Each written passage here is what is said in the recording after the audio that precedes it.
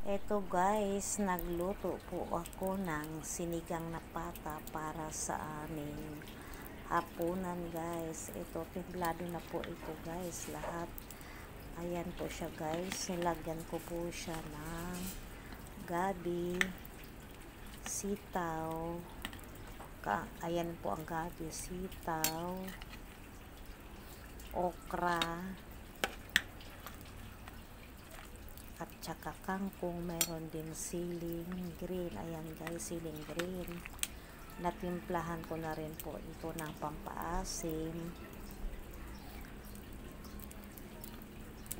Masarap po yung ano niya guys. Malambot na po ito guys. Ayan. Lalo ko pang pinapalambot guys. Lalo yung gabi. Ayan, magsabaw din tayo. Ayan, masarap siya guys kasi ano siya sa anong gabi. So, maraming salamat po guys sa panonood nyo.